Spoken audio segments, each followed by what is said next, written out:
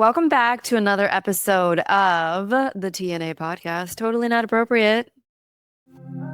You're listening to the TNA podcast, Totally Not Appropriate. We're your hosts, Taylor Sappington, a cosmic cartographer, medical astrologer, and herbalist decoding the intersection of soul, body, and belief. And Adrian Irizarry, a psychoalchemist trained in East Asian medicine, vibrational healing, and the sacred science of your nervous system. Together, we blend ancient tools, clinical wisdom, and unapologetic truth-telling.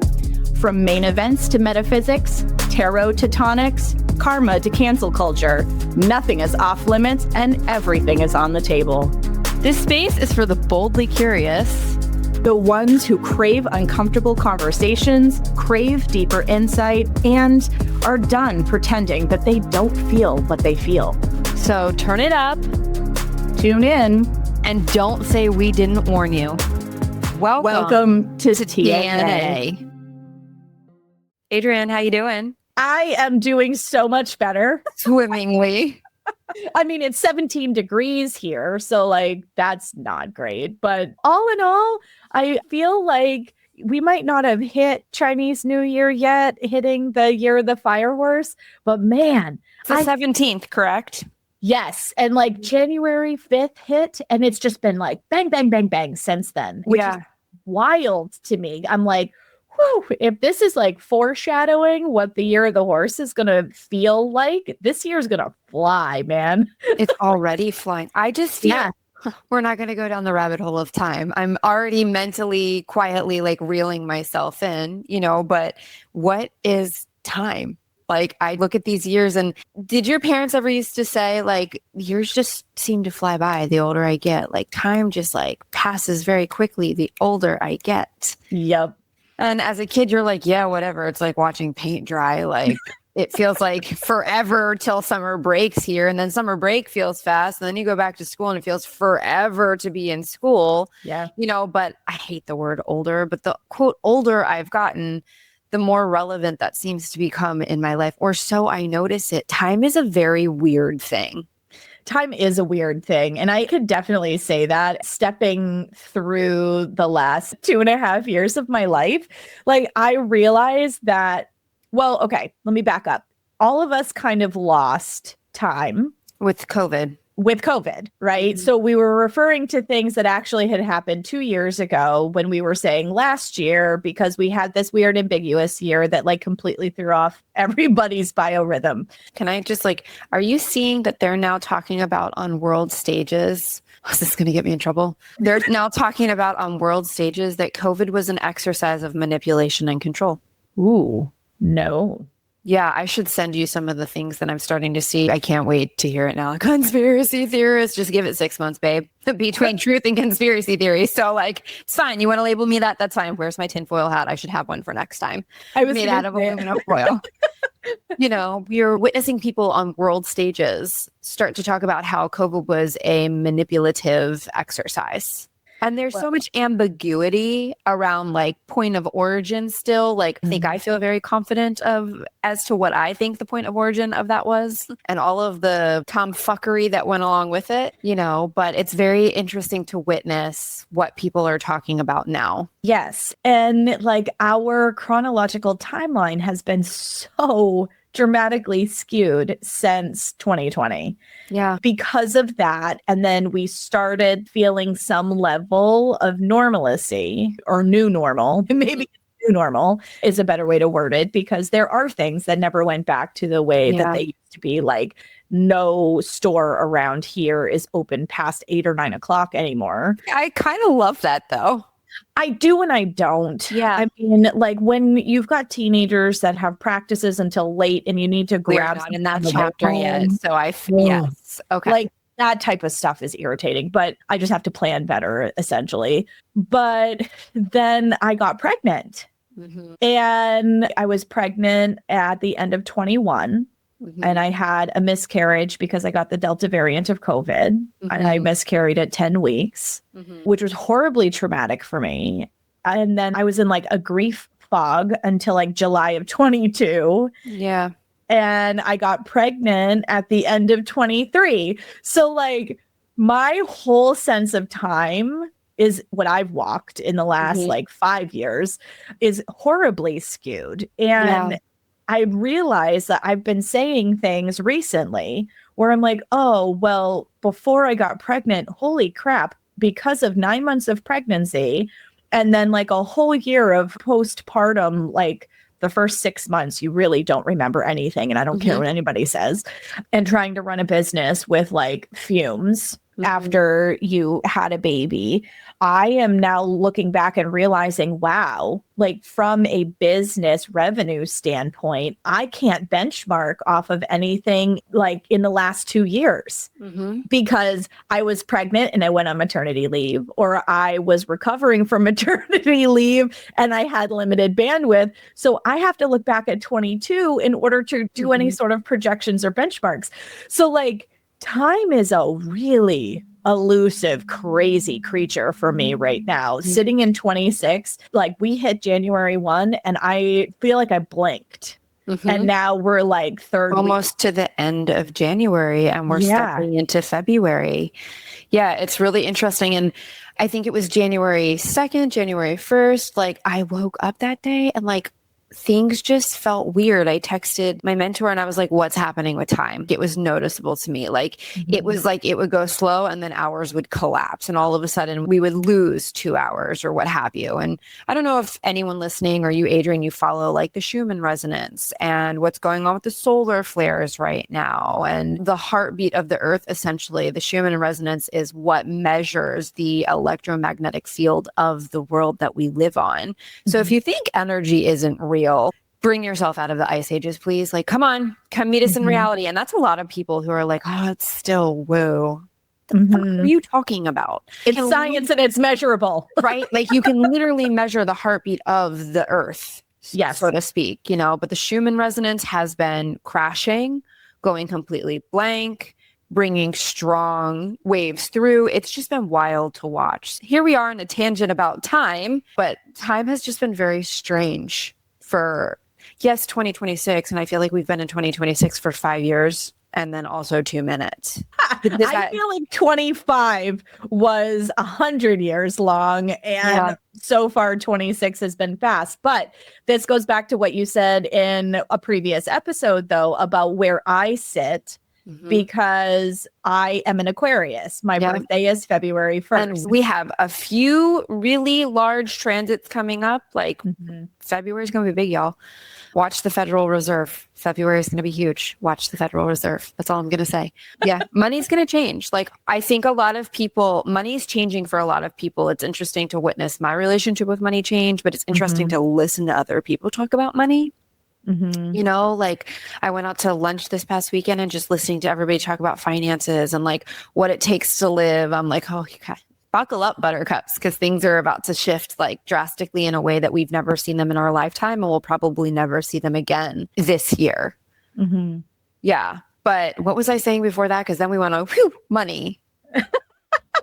About Aquarius episode and the fact that Adrian's an Aquarius. So most people at the turn of the year, like it's still very much like that slow and inward energy kind of process. And I had been saying in a previous episode, and you were talking about the astrological aspect of it, that I am in a unique placement in that my birthday is in that early energy of the year, which is why New Year feels a little bit more new energy to me. Yeah. And it always has. Like I always feel like November 1st, my body wants to shut down. It wants nothing to do with anything. And I want to hibernate from November 1st. Before your birthday, you're preparing for your new year. So yes, absolutely. This tracks.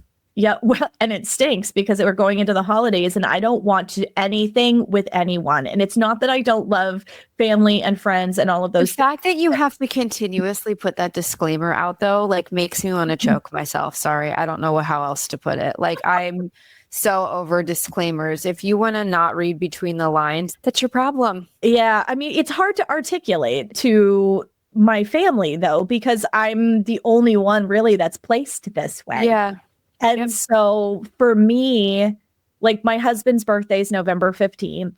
And I get through his birthday and I literally just want to curl into a ball and not come out. That is you following your design. And I don't mean human design. I mean like astrological patterning. That's you following 3 months before your birthday. You're supposed to start to feel a little more internally anchored, right? Yes. Internally influenced. It's about reflection. You're stepping through a new doorway of energy, right? So you want to make sure that there's cleanliness as you do that in an energetic sense. Oh yeah. I like pulled inward hard and I got really organized. It felt very meaningful because it was like spiritual organization, getting business stuff organized really for the first time in a few years. I used to be quite organized and then I had this miscarriage and everything was like kind of just hang on and weather the ride.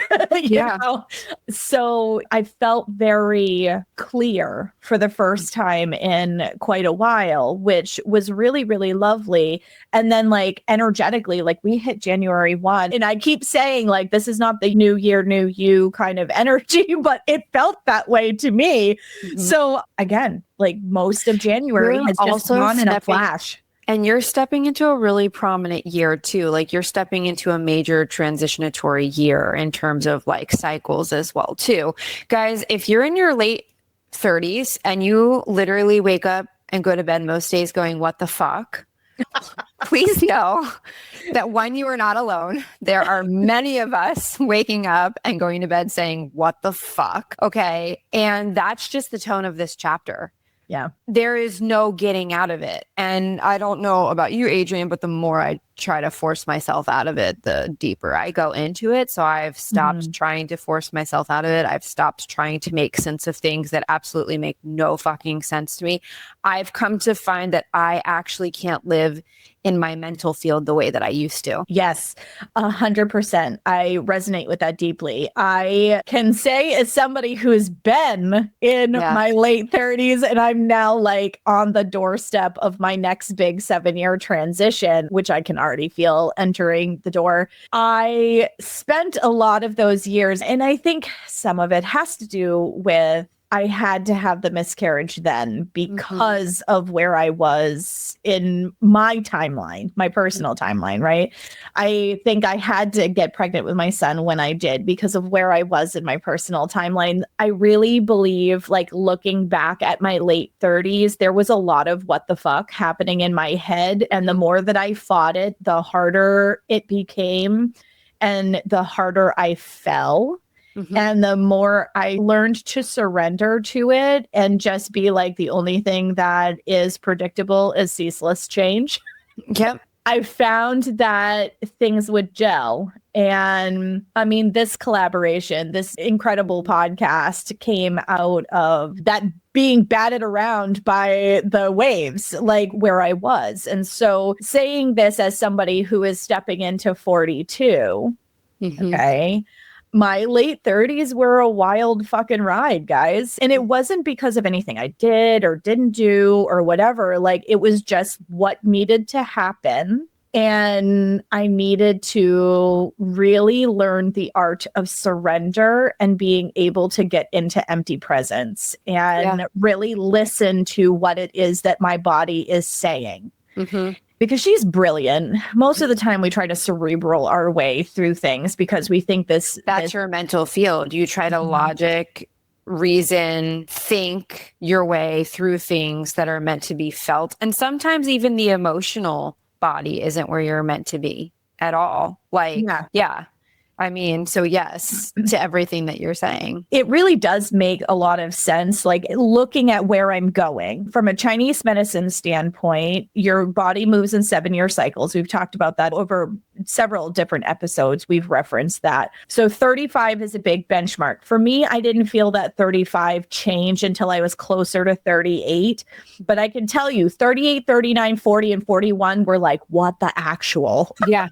Fuck me. This was awful. Can I get off the bus now? Like, are we there yet? If you had listened to some of the voice notes between Taylor and I had moments where I was like, I don't normally come apart at the seams, but what the hell is happening? It's really important that you have a friend in your corner, if not a few friends that you can talk to about this too, because Adrienne was previewing for me some of where I was going. And then I think I stepped into that energy a little earlier than 38. I think I stepped into that energy around 36. Yes, I would say so because of some of the conversations you and I had. Yeah, like at 39, almost 40, I'm going to say this would make Taylor 2 years ago have a seizure. Okay. But like, I know where I'm going, but I don't know how to get there. I know what the future is going to look like, but I don't know how to get there.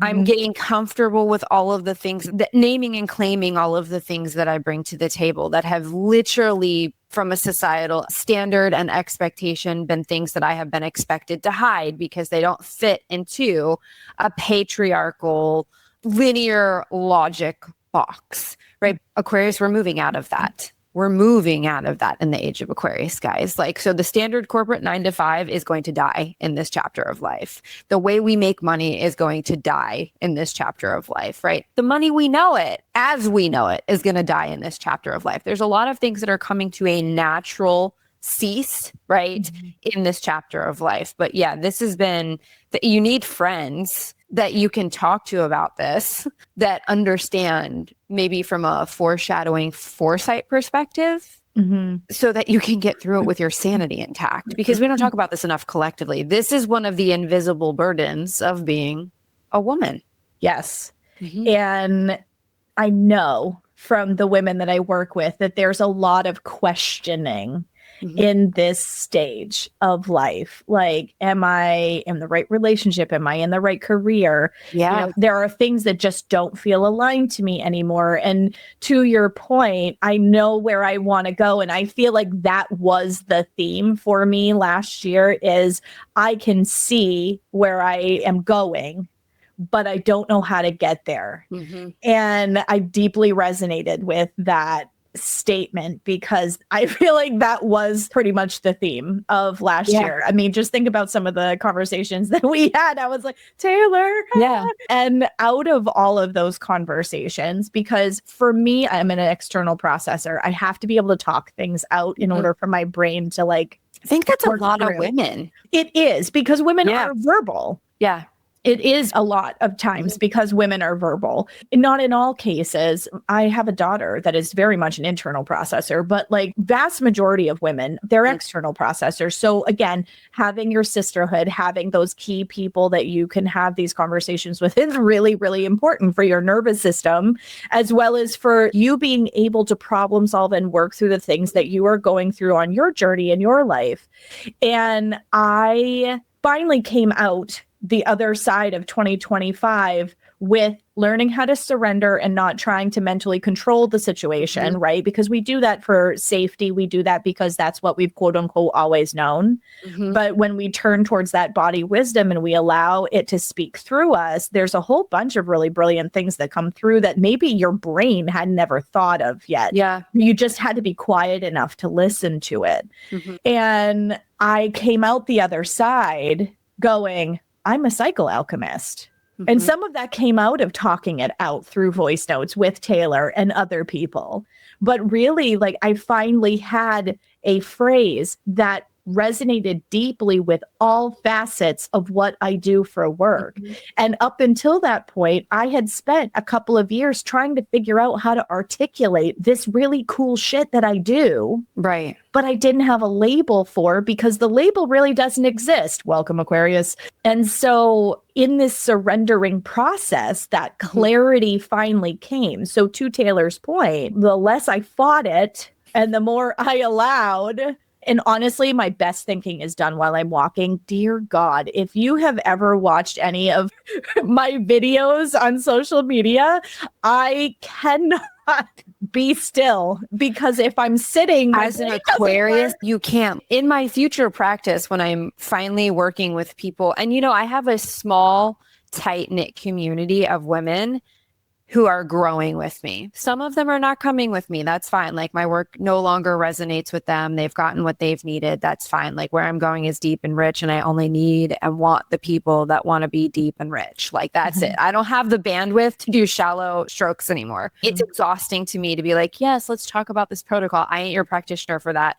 I could walk you through a badass protocol and it would be so desperately unfulfilling for me that it would be a bad experience for both of us. Like, go do all your protocols, and when none of the shit works, come find me, because it ain't gonna fucking work. Actually, for some of you it might, but for most of you it's not going to, because it's not getting at the root of what you actually need to address, right? But you know, in the vision of where I'm going, the women that I support are going to understand the importance of that depth, right? They're going to understand the importance of, as an Aquarian, I need to move. That's such practical advice. When you really think about the practicality of the application, well, your construct is that not a lot comes through you while you're stagnant. You get lost in your head. And the way very easily. right? And the way that you unblock that flow is by movement. Even when you eat, most people are like, don't move while you eat. No, like Aquarians do better when they're kind of crazy. I don't know how to put it. Yep. Like they're like, they're crazy. My son has an Aquarian, I think it's 6th house. And I'm like, I can see it in him because he is like la-di fucking da with his meals. You know what I mean? Like, oh, I'm just going to pick it up and keep walking. And it used to drive me insane. And I'm like, no, that's his design. I'm Virgo Capricorn. I'm going to sit my ass down. My meal is going to be structured. It is going to be plain, clean, and simple. I need a quiet environment. Like that works for me. Heavy, too fatty, etc. Not ideal. But, you know, in my ideal world, I imagine in your ideal world too, I support women who understand that their design is an imperative part to understanding what it is they need. Yes. And I have always known certain things to be true about myself. And there's always been this internal battle of like socialization versus what I know to be true. Yeah. This grazing piece. I used to get in trouble for that. So like I was socialized to need to sit and eat a heavy meal in a sitting position. If I get rushed during that meal, my digestion tanks. I used to have because it's an air dominant digestion. It's nervous system rooted, right? Just like water signs are emotions. So if you don't digest your emotions before you sit down at your table, you're going to digest nothing that you're actually physically consuming. It's like fire signs. You better move that emotion. You better move whatever's going through you, because if you don't, you're going to sit down and shit's going to be combustible. So that makes sense. You know, it's a nervous system rooted, anchored digestive process. When I used to play violin and I needed to go to rehearsals and whatnot, and my dad was like, eat faster. We have to go. He's a Leo. He's a fire sign. Oh, there you go. Eat faster. We have to go. And I'm just like, I'm literally going to throw up, guys. Like, I can't. I cannot. I'm trying. And it's so hard for me because God knows I'm friggin' trying. Yeah. But my husband doesn't understand it either. And, you know, he's Marines, right? Like, if you don't shovel that shit in at top speed, like somebody's going to be done and you're not going to eat anymore. I'm like, bro, I get it. However, I cannot. I've gotten into the habit. It's not a perfect system, but I'm trying to be better at being more consistent, walking after I eat. And God, I feel so much better when I do it. I feel gross in the first probably 10 minutes because I'm stuck. I was sitting while I was eating and I was stagnant, right? But then once I get moving, I feel so much better. I sleep better. My digestion's better. Like you're activating the somatic elements of the experience. And as an Aquarian, you oftentimes, or Aquarius, pardon me, you live in your head, right? So it is a very above the neck placement. And when you've got prominent planets in this sign and it's in a prominent house, like you're going to live life above the neck. Yes. And it impacts circulation, right? Like Uranus is the ruler of Aquarius, and Uranus is all about unpredictability and being sporadic. You know, there's a circulatory component to that. And there can be beauty to lack of predictability and spontaneity. And then there are the pieces and parts of that where it's like, that really doesn't work for me. So yeah, that makes a lot of sense. Yeah. And it's just kind of interesting, like the things that we tend to be socialized and take as constructs. And then when we really allow ourselves to be quiet and listen to what our intuitive or body knowing, whatever you want to use for terminology, I have always had dissonance there. I mean, being somebody who is an introvert and has very limited, for anyone who's familiar with human design, I'm a projector. So my energy ebbs and flows, right? Like I am a ninja and I am badass for like a really short period of time. I can get a crazy amount of shit done in a short window. Then I'm exhausted. And I need space and I need movement to process and I need like those types of things in order for inspiration to come through, in order for creativity to flow. And I always thought there was something wrong with me. You have a sun in Aquarius, and that is a fallen position for the sun, right? You're putting one of the hottest elements of the zodiac in a winter phase. I'm Aquarius, sun and moon. So like moon, little happier in Aquarius, but that sun, it's fallen. Yep. So like, of course you're exhausted because you're pushing this vitality, right? You're pushing this drive, you're pushing this passion, which is supposed to be like full of fire and heat and like pizzazz, if you will, through this winter season. So like there's this contradictory element in your chart where it's like, yeah, that makes sense. She's got a short circuit. I get it. Like, because this heat element is being matched by the cold. And I'm really glad that you're articulating this way. I'm going to make my husband watch this episode. Yeah. Love him dearly, but he's just like the Energizer Bunny, which I love and deeply respect. And honestly, sometimes I wish I operated that way because it's more quote unquote socially acceptable. Coming from an air fire sign, no, you don't. I feel like it works for men better. Yeah, I would agree with that. It does work for men better because of how their hormones work. But it's very hard to articulate, no, I'm not being lazy. I'm recharging my battery. And being raised by a parent who was a fire sign, and he was also the Energizer Bunny, there is a little bit of lack of understanding, compassion. I don't know. There's a whole bunch of words I could put in there for the process. Right. And I feel like going back to like this last 5 years of my life, you know, that late 30s, early 40s indoctrination. I think that's one of the indoctrination is appropriate. Trial by fire in front of the firing squad. Like there's a whole bunch of things that I could put in there. But I think that is one of the pieces that I just pushed when I was younger because I had to. In order to just try to keep up. Most of the time, I had this interior monologue going on in my head about how I was lazy and how I was failing and how I was this and how I was that, because I just had to fight so fucking hard to like keep going.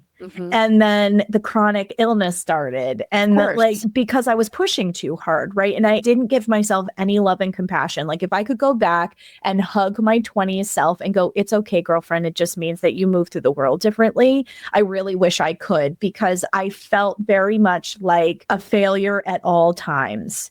And that's one of the beautiful things that has come out of this late 30s, early 40s stage has been coming to a new realization and understanding of the way that I move through the world and that there's nothing wrong with it.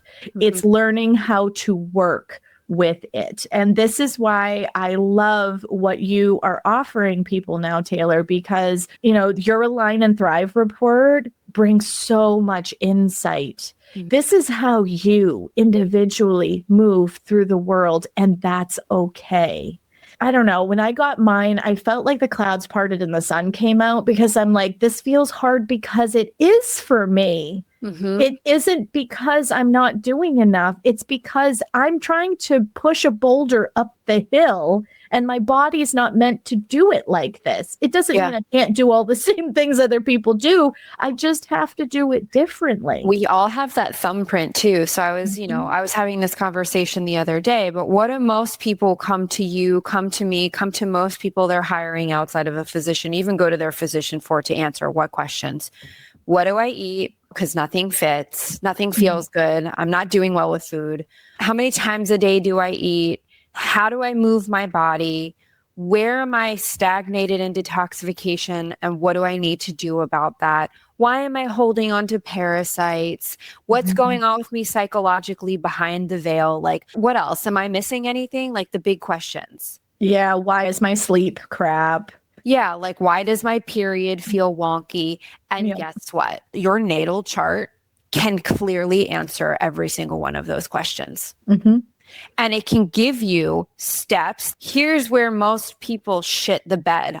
Gotta love you enough to tell you the truth, right? I have people in my life that love me enough to rock me and tell me my pricing is embarrassing. That's a whole nother conversation. Bless good mentors, right? Taylor, you should be charging a lot more. You're right. That's an issue I need to work out. But like when it comes down to it, when people get the simple steps, execution is the problem. Yep. Okay, nothing's changed. What have you changed? Well, what are you doing consistently? Well, what are you following on a day-to-day basis that has become a habit, gone from something new to becoming a habit? Well, okay, babe, what's the common denominator here with every environment you've ever been in? And I really hope we're coming into a place and a space and a time in life where you could say that to somebody without them turning to you and being like, you're gaslighting me. No, I'm telling you the truth. And there's a big difference. I'm not telling you that what you're experiencing isn't real. You're sitting in front of me. I can see you in discomfort. Validate, validate, validate. Absolutely. But what you're doing to address the discomfort. Yes. Outsourcing your power, taking things and expecting them to change. I love when people take herbs like a pharmaceutical. Well, I took it once this morning. Does it not say on the bottle, take 2 ml droppers a day? Follow the instructions. It's part of a conversation. That's why you're not getting the output that you want. You got to be consistent. Well, it was really hard. I made it a week with the food changes, but then it's all you. You're the common denominator. And until somebody steps up and says it in a loving but firm way, you're going to continue to piss money and feel like shit. And there is a cheat code. It's called your birth chart. Yeah. And I think that that's something that is a very new concept for a lot of people, even though it's a very old technology. It's thousands of years old. Like you can go back to the pyramids today. You can go to the pyramids in Egypt and there will be zodiac signs transcribed all over them. Yes. Love to talk about them as portals, but that's a whole nother conversation. So, it's really learning, going back to where we are at the beginning of the year, like energetically, this is a new year feeling for me. I always feel like the energy picks up for me. January usually feels like a blur for me. And in those last couple of weeks, just before my birthday, I feel like things pick up with intensity. Last year, I didn't. Like I said, 2025 felt like 100 frigging years for me. This year feels very fast already. And some of it, I think, is where I am in my chronological timeline. But I think some of it is also coming into the year of the horse. And I have this I'm a mental tiger. This is going to be a tough year for me. According to Chinese zodiac, it's going to be a tough year for me. Oh, yeah, I haven't even looked in to see. I mean, I know that natal chart wise, and because of Taylor's amazing solar report, and please go check it out, guys. I highly recommend it. You read yours for this year. So, yeah.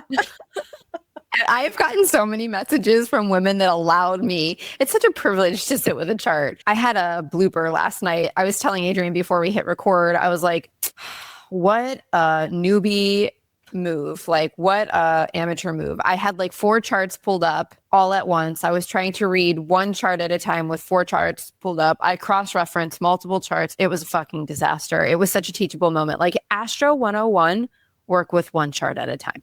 Like one at a time. But the women that have given me the privilege, the opportunity to sit with their chart, like Adrienne has, I've gotten so many messages like, fucking report. I'm like 3 months into it and everything that you said is going to happen is happening. And what the fuck? And I'm like, well, at least you went in with eyes wide open. Yeah. Well, and there's a lot of places for reflection there and allowing myself to sit with, well, what does this mean for me? Yeah. Because it hasn't officially kicked off yet, but I can feel the energy of it for sure. Of course, you're a tuning fork. Your body's an antenna, right? So when you're really attuned, like you are, you usually feel it 2 to 4 weeks out. Oh, yes. I'm in the pocket, guys. Yeah, you are. Yeah. So I have felt energetically like it's funny because the beginning of the year, there was finally movement in my work. And like I started seeing the kind of movement that I had been hoping for. And I started my Rebel Remembered group. We had our first session last night. And it was so exciting to see like there were more people in the group. And like I already can like feel their collective vibe. And I think it's going to be an amazing group this year. I was so excited about it. I literally couldn't sleep the night before. So like, it's really awesome to be in a place where I can feel that momentum and where it's going and that things are just feeling very aligned for the first time in pretty close to 5 years. So if you're in the late 30s pocket and you're not feeling the euphoria of finally seeing the needle move, please just know at 39, almost 40, I'm still in a very hazy spot. And it's not lack of clarity like we talked about earlier as to like what it is I'm doing. I can't fully see it, but I have, again, like there's the hill. How am I getting to the hill from where I'm standing? That is completely and utterly unclear. And I think as a society, we need to create more space for this. And honestly, Adrienne, I think it's coming. Like, I don't know if you're following different conversations bubbling on the internet, but the energy and the tension is rising. The number of people I'm seeing talk about not paying their taxes is exhilarating to me. Like, I'm so excited to watch this conversation from afar because it is a form of peaceful protest. Yeah. How do you take your power back? You don't let them. What is most of the fuckery that we're watching is funded by our tax dollars. So how do you take your power back? Yep. And this, again, because I feel like people are tone deaf and take words out of people's mouth and place them in categories without them ever claiming a category. This doesn't mean I'm far right, conservative, MAGA. This doesn't mean I'm far left, like liberal, whatever. I'm Taylor and I stand in the middle and I see both sides. And that's clear as we're going to get about that. That's where I've always stood. I don't actually feel called to either party. I think they both are swamps. Wings to the same bird. Okay. Like that's how I see that. But like it's so fascinating for me. But it's so fascinating to watch like what's going on in the workplace and how many people are like 9 to 5 is not working for me anymore. And like my job wants me to come back into the office from being remote and I don't want to do it. So I'm leaving, but I don't have a plan B. Like I've seen a ton of those conversations. I've seen a lot of people lean and lend into their artistic capacity and creativity. Like I'm going to take a chance on myself and I'm going to do my art. Oh, I'm not paying my taxes. I'm like, what the fuck is going on? This is fucking wild. This is great. Oh, and then like the potential for war. There's a lot of people finally going, why? Yes. Why? Yeah. What are we doing? Yeah. So I do think the dial is going to have to be turned up on all of those conversations, not just incrementally, but a lot more. And it's happening. So these are the types of changes. When I say like we're in the age of Aquarius and like 2026 holds a lot of emotionally charged, energetically charged astrology. This is the stuff I'm talking about. These are the things that are going to start to move. So that all is like the collective piece, and then lay into it. Like if you're in that late 30s, early 40s, you're in a nodal return. Yeah. You have both of these things that are at play in your experience. And really, we're speaking to anyone who falls into the millennial, zennial, late Gen X category. That's a fucking millions of us that are sitting in this position right now where we're trying to figure out literally who we are and how we want to move through the world. We're learning how to reparent ourselves. As we parent our children. And we find that we have aging parents that we need to start bringing into the conversation. So what parenting looks like is starting to shift for all of us, all at the same time that everything else around us is so fucking noisy that we haven't really given ourselves the time and space to check in with what the hell is going on inside of me.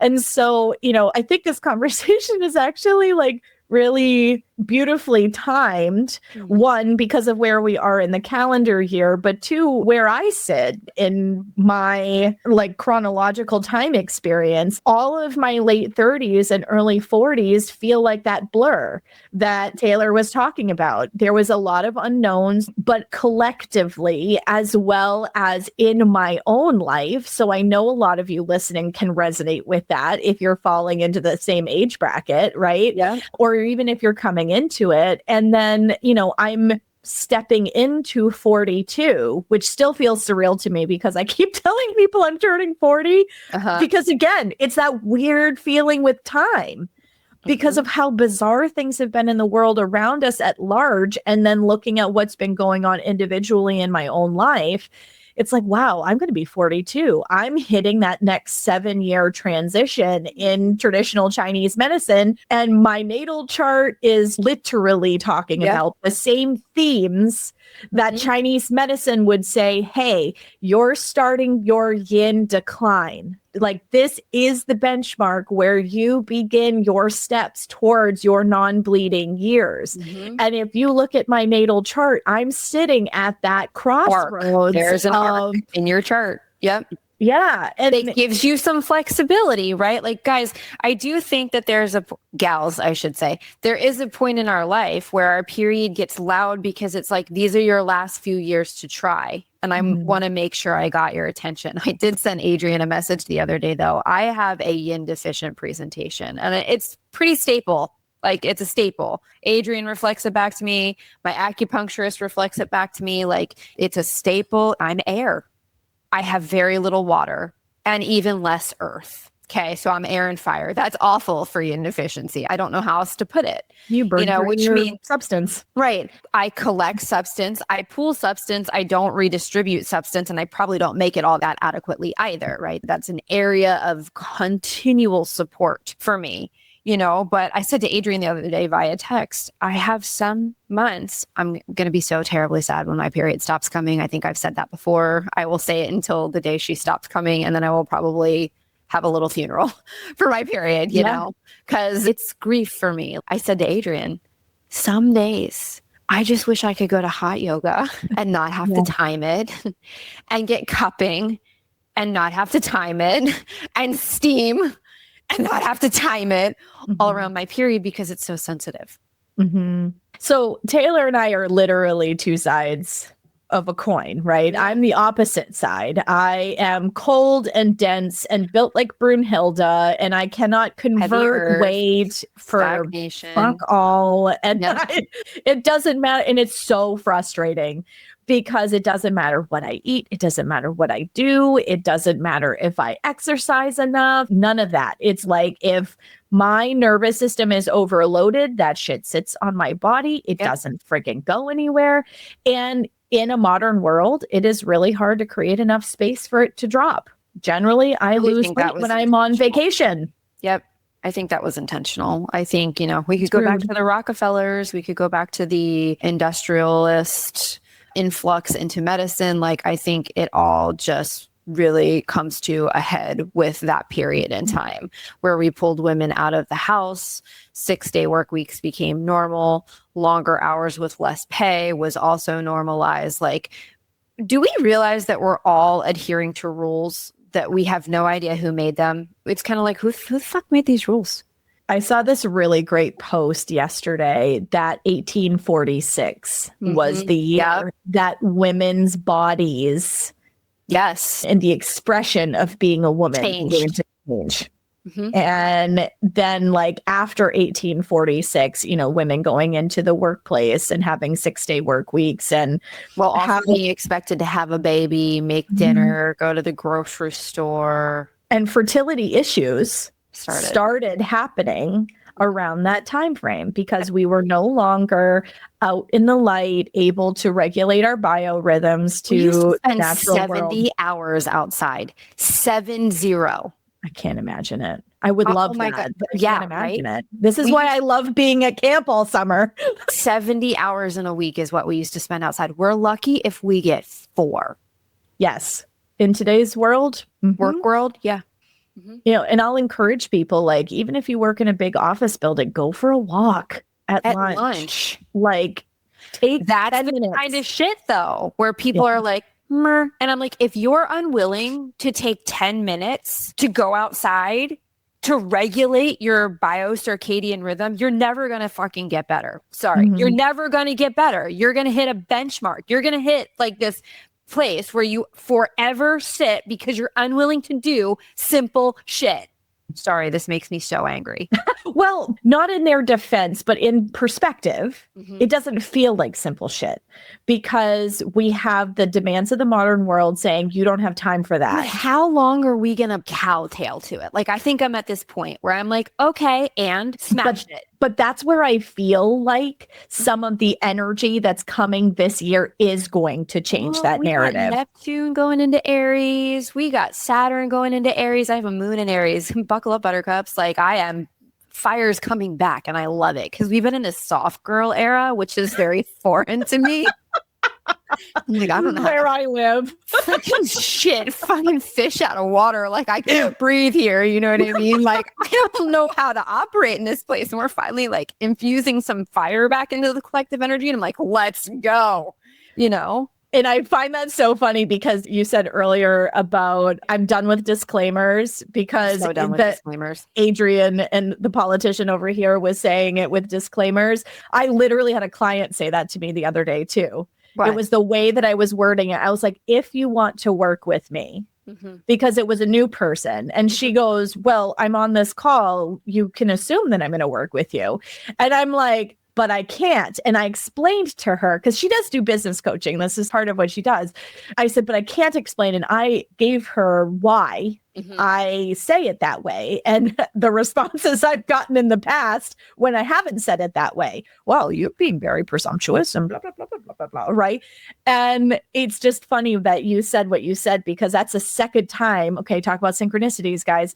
This is the shit to pay attention to, right? So you said that, she said that is that energy coming in for the year, right? That fiery, like unapologetic, like this just is what it is. And it's one of the reasons that like the person, I can't even call her a virtual assistant. God, that seems so pedestrian considering she's like the master of the universe in my operation, but she is a fire sign and she has that kind of delivery. It just is what it is. And I respect that so much because it's not part of my nature.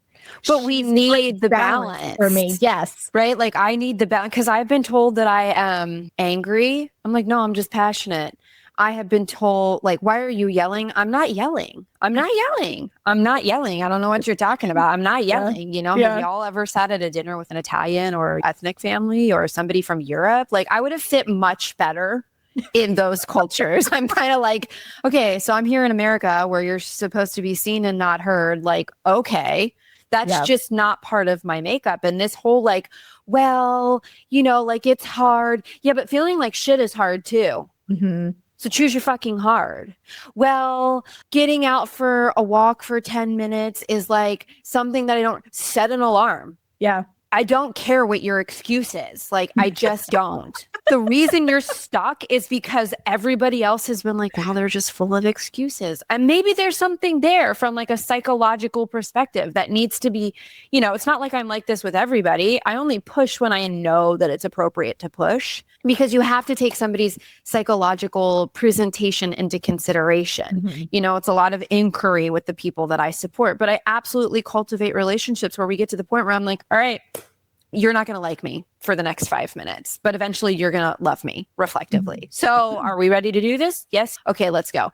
But I also have people in my life that do that for me. And let me tell you, like when somebody rattles me the way that I tend to rattle other people, I go quiet for a few days, not because I'm mad at them, because it's a point of internal reflection. Like, oh shit, this is a really big pattern.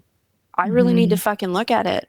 It's actually impacting my life in a really non-positive, non-beneficial way. Well, and to your point, that is what that disclaimer comment meant to me. it reflected back to me, where am I standing in my way? Where am I not standing in my own power? I have a history. I will be honest. I have a history of not standing in my own power because I've given that away to make other people around me comfortable. Libra rising.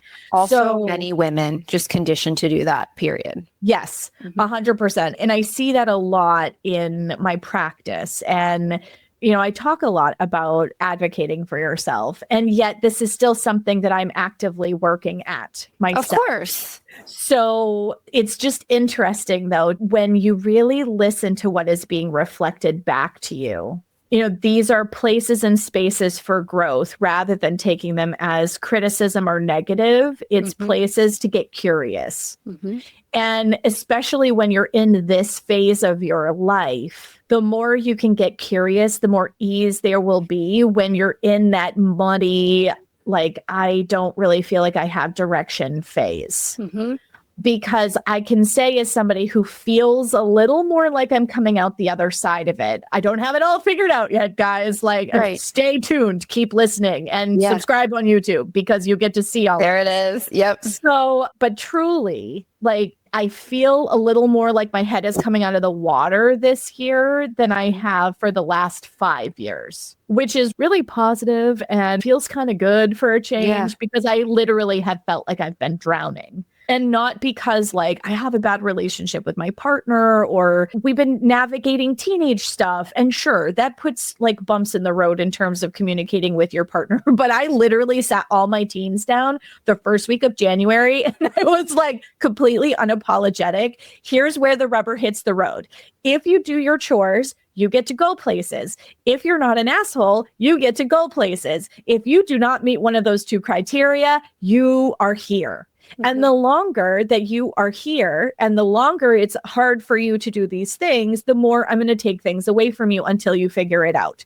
And because I'm tired of being steamrolled. I'm tired of people not listening to me. I'm tired of not being respected. And I was so proud of myself at the end of that conversation because I was like, I am tired of the fact that you will ask one parent and you don't ask both. And now you're pitting one parent against another. And that affects my relationship. And I will not stand for that anymore.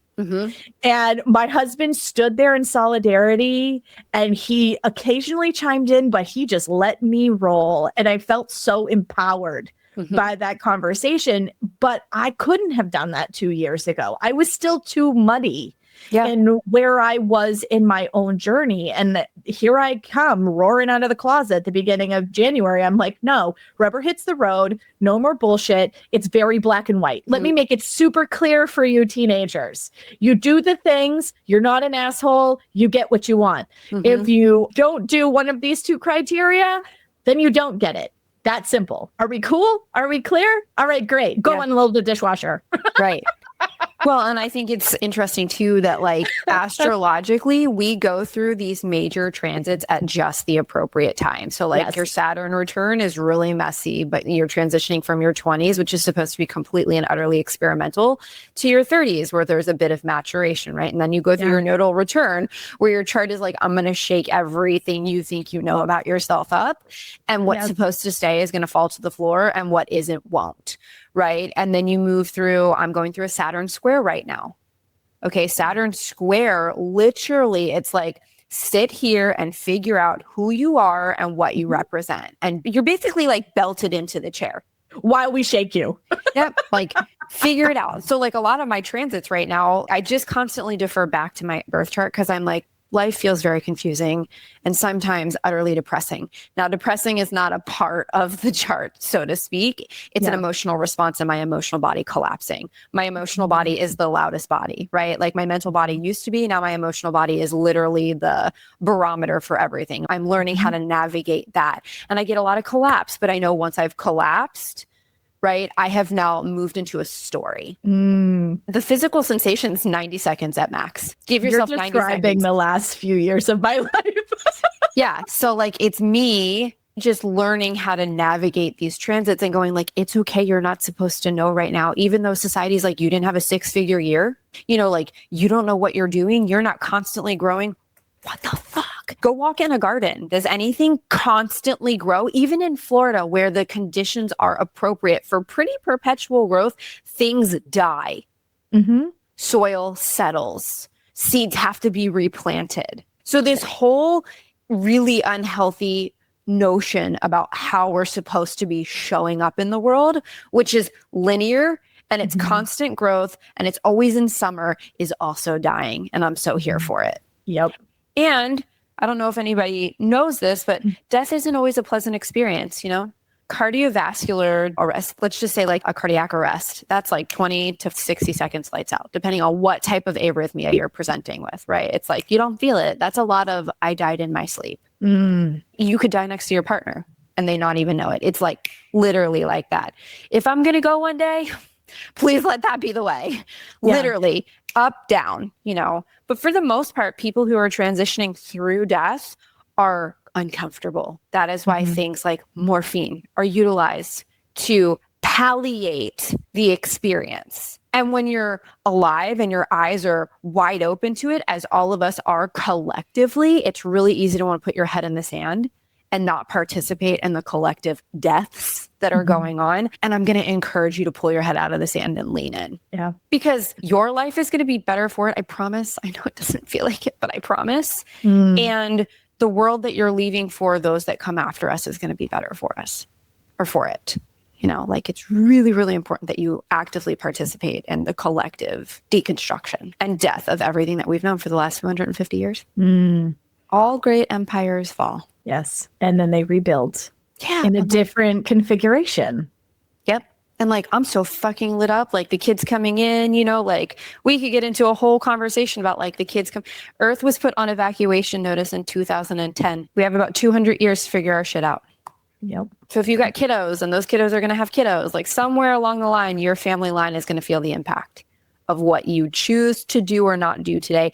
And that includes the healing you choose to participate in. Yeah, I had a conversation with somebody this morning and we were talking about like investing, right? And what was communicated and what wasn't communicated when we were younger. And, you know, what I'm already doing. Yeah, pretty much what I'm already doing with my kids. And I homeschool, but like what I am already doing with my kids in terms of personal finance. And when we open a checking and a savings account, talking to them about $5 into an investment account, like this is something that can really pay dividends later on in your life. And like, these are things that nobody talked to me about.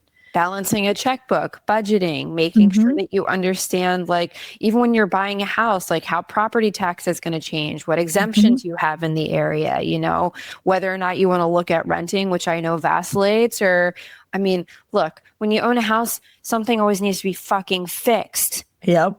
Nobody talks about this, right? Or like the improvements you want to do to the house in order to like make it home. So I feel you. Things are changing. Bless the parents that are reparenting themselves as they parent their children. It is one of the hardest things that you'll ever do. And we agree to it. I have to remind myself, like, even though I don't always agree with the things that I showed up to participate in, and I have lots of soul conversations where I'm like, what did I agree to here?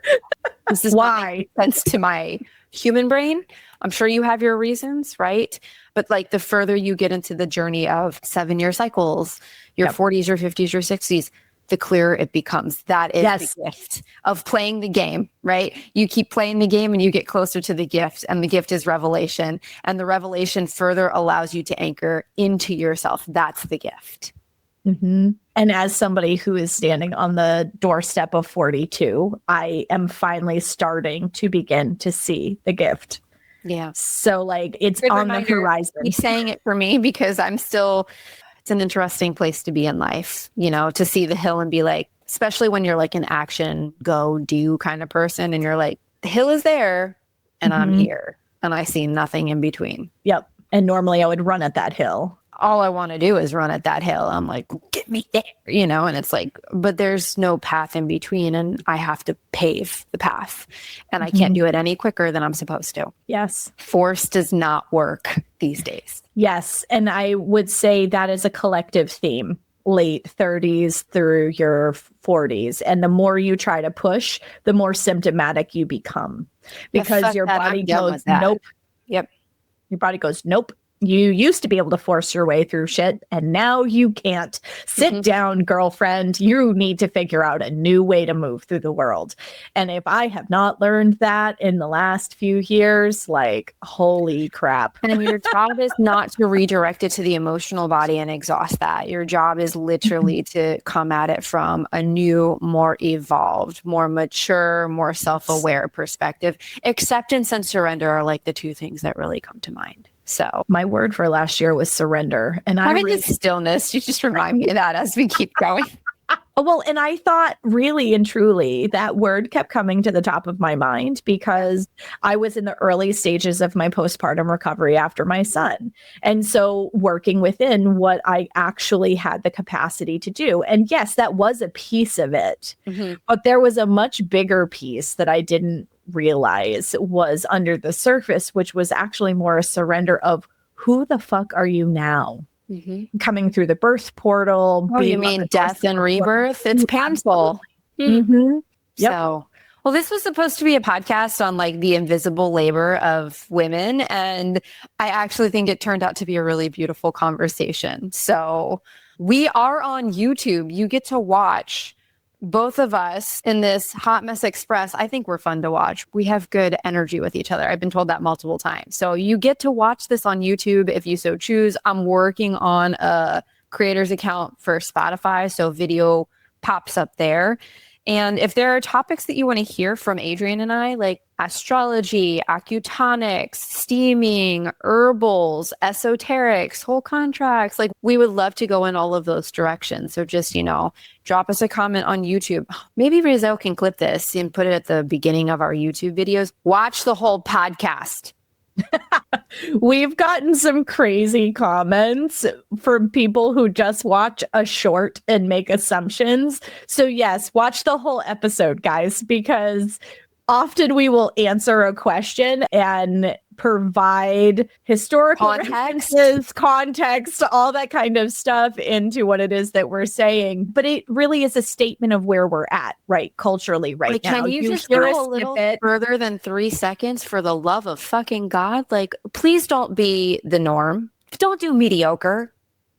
So watch the whole podcast. You'll get the context of everything that we're talking about. And then if you want to engage in dialogue, we can always tell when somebody hasn't watched a podcast. I'm like, oh, I'm not wasting my time. Yep. Did you watch the episode? No.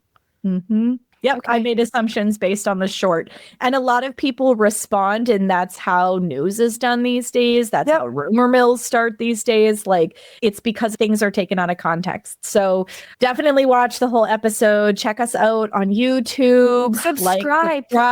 Yeah. Podcasts only grow through word of mouth at this point, right? Yes, so if absolutely. You could subscribe. If you love our conversations, if you enjoy showing up and listening to what we have to say every week, thank you. Yes. Please subscribe. And perhaps next week we can talk about the 5 different kinds of friend breakups. I think that was a big one that just kind of, it's been a big theme in my life. So it would be wonderful to talk about why we are so fucking awful to each other as women. And on that note, have a great week. Stay well. See you guys next time.